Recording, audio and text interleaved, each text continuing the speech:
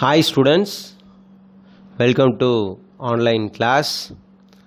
In this video, we are going to discuss about chapter 12, arrays and structures.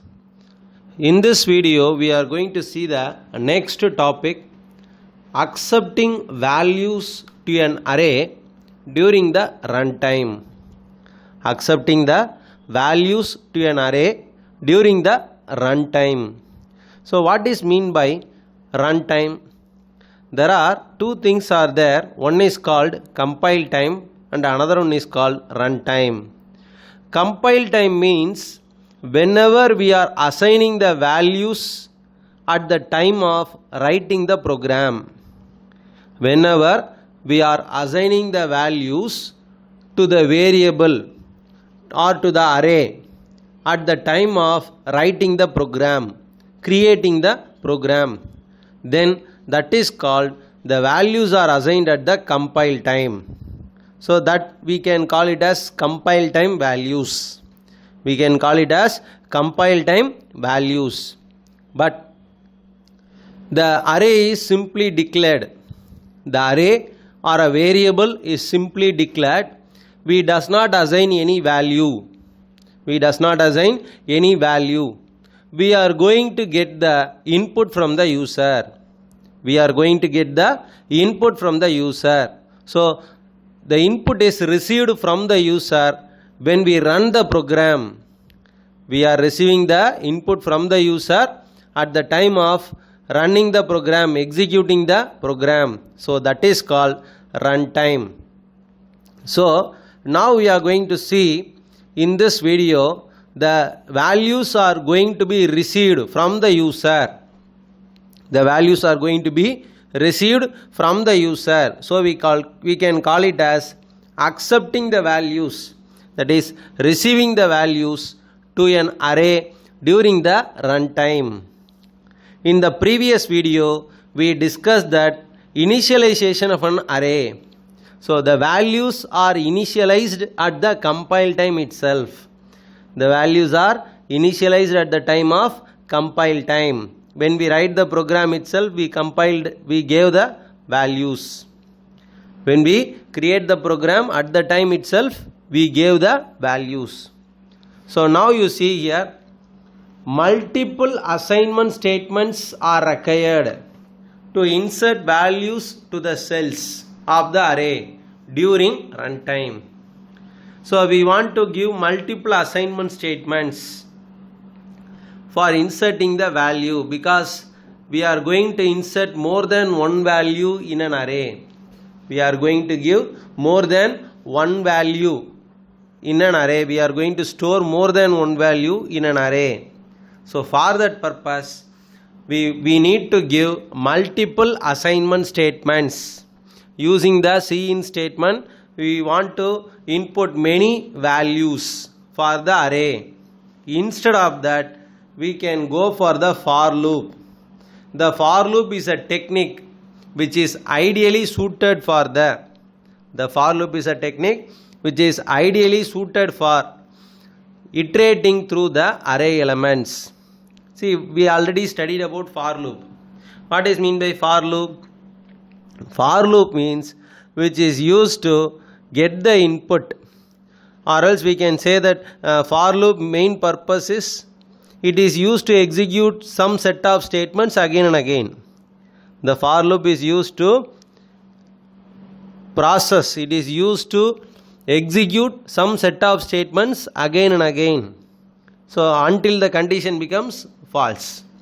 Until the condition becomes false, some statements will be executed again and again. So now using this for loop, we are going to get the input from the user. We are going to get the input from the user. So the input statement will be given inside the for loop. The input statement will be given inside the for loop. So the for loop is ideally suited for iterating through the array element. So each and every element can be received from the user and then it can be stored inside the array. Each and every input can be received from the user and it can be stored in the array. So now see here, hash include IO stream using namespace std. Then after that int main. So inside the main function we have declared the array variable. Now in this program you can see the declaration of an array is done, but there is no value is initialized to the array. Int num of 5. Int num of 5. The array is created with 5 elements. The array is created with 5 elements, but we does not assign any value to the array. We does not assign any value to the array. So we are going to get the input from the user. Now how many elements we are going to get? 5 elements. Because we have specified the size as 5. We have specified the size as 5. Now you see here, for int I is equal to 0. So this is the control variable. For loop control variable. For I equal to 0, I less than 5, I plus plus. For I is equal to 0, I less than 5, I plus plus. Inside the for loop, we are going to give the instruction to the user. We are going to give the instruction to the user, enter the value. We are going to give the instruction to the user, enter the value. And then whatever the value the user entered, that will be stored in num of I. That will be stored in the num of I. So what is the value of I? First time the I value is 0. First time the I value is 0. So now check the condition.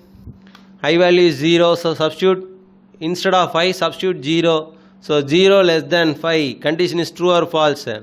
Condition is true. So first time the for loop will be executed. When the first time the for loop executes, the cin statement is executed. That is num of 0.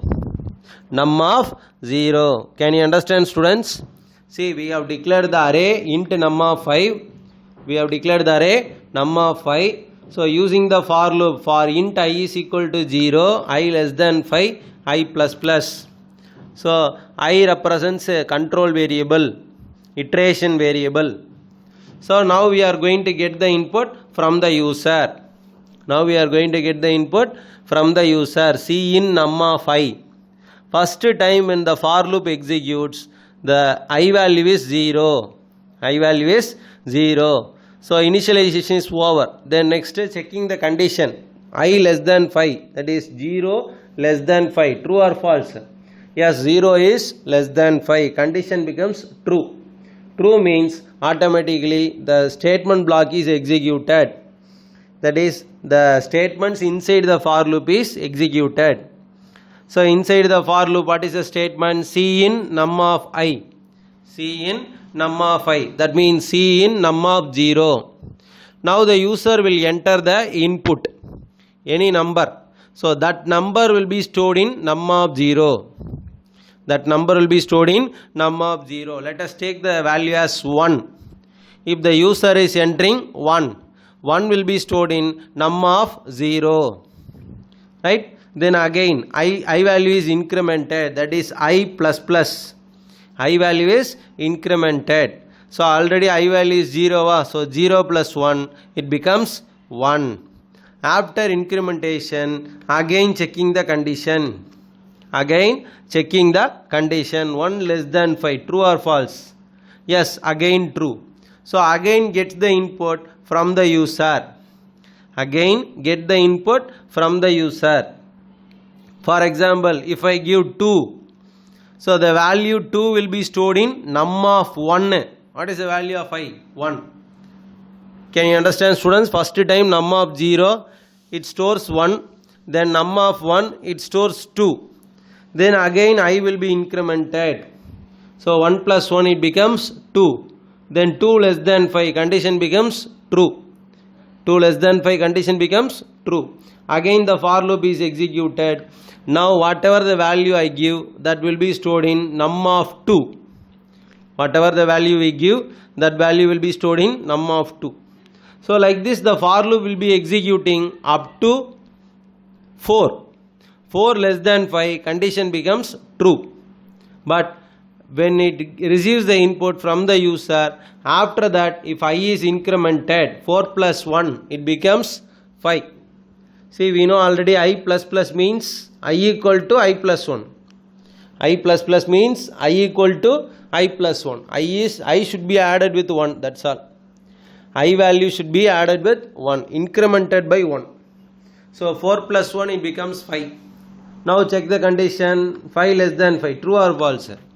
So when the condition becomes false, that is 5 less than 5, 5 is not less than 5, condition becomes false. Condition becomes false means it comes out of the program. The program is ended. Can you understand, students? Right. Now let us see this thing in a practical manner. Then we can understand in an easier manner.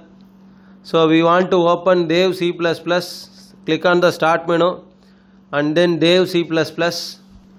Now I am pressing Ctrl plus N for new file. Then Ctrl plus V. So pasting the program, Ctrl plus V. Then I am adjusting the program with the spaces. Then now I want to save the program, so Ctrl plus S. Accessing multiple values. Accessing multiple values or accepting. Accessing is different from accepting. So accepting multiple values. So when I press F11, now you see if there is no error, so the program will run. So first time enter the value. I plus 1 means already I value is 0. So 0 plus 1, it becomes 1. That means we are going to enter the first value. Let us give the value as 11. So what is the first value? 11.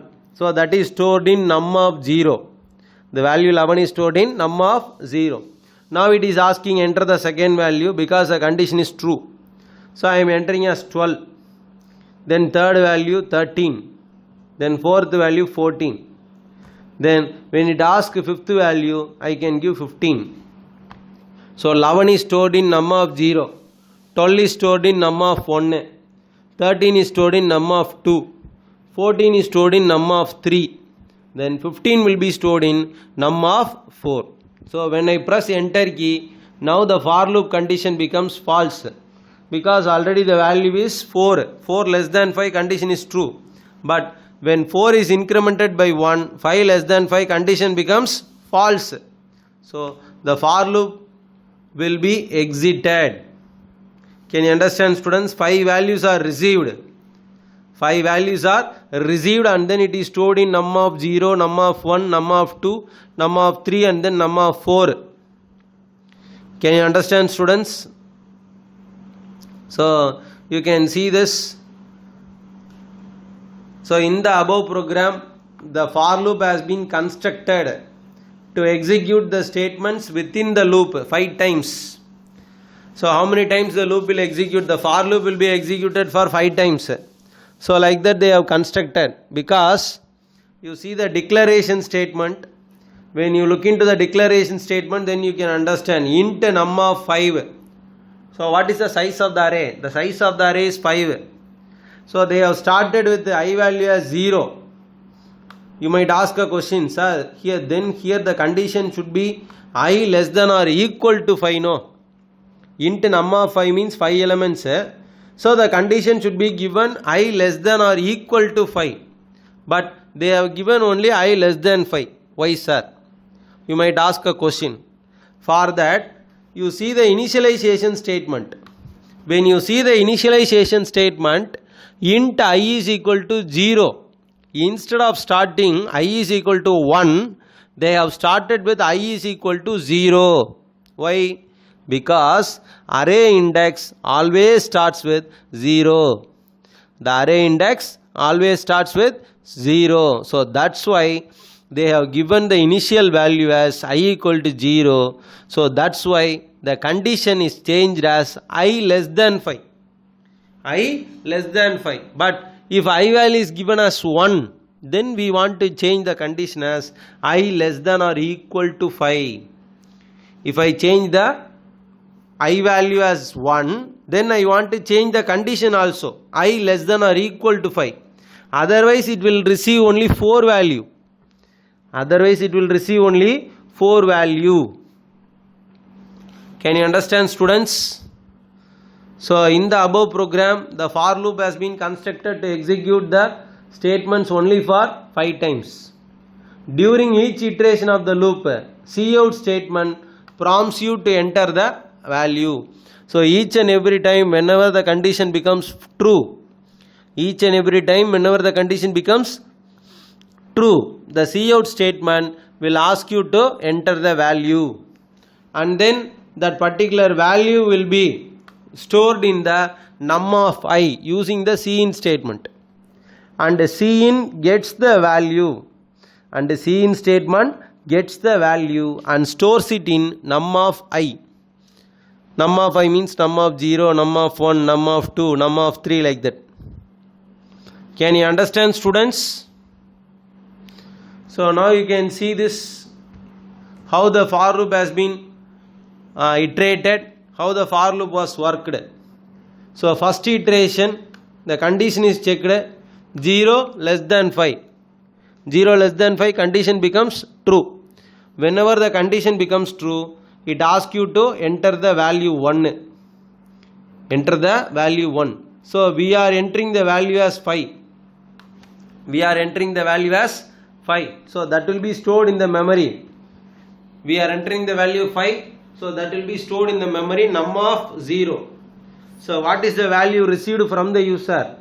The value received from the user is 5, and then it is stored in the memory. What is the memory? Num of 0. So now I++. I++ means incrementation. So first checking the condition, then receiving the input. See here, checking the condition, that is I less than 5, and then executing the body of the loop. Executing the body of the loop. Then incrementation. So 0 plus 1, it becomes 1. Then again checking the condition, second time loop works, 1 less than 5 becomes true. So user will be asked to enter the second value. The user will enter the value as 10.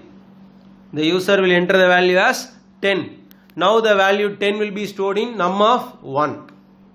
So now again I value is incremented by 2. Then again checking the condition, 2 less than 5, condition becomes true. So the user will be asked to enter the third value, that will be stored in num of 2. So the value 15, then again it becomes 3. So like that, 3 less than 5 true. Then again user is entering the fourth value 20, that will be stored in num of 3. Then again I value is incremented by 4. 4 less than 5, condition becomes true. The user will enter 25. The user will enter 25. Then again value will be increased as I value is increased as 5. 4 plus 1, 5. So 5 less than 5, condition becomes false. We want to exit from the loop. Whenever the condition becomes false, we want to come out of the loop. Exit from the for loop. Can you understand, students? So in the for loop, the index I is declared with an initial value 0.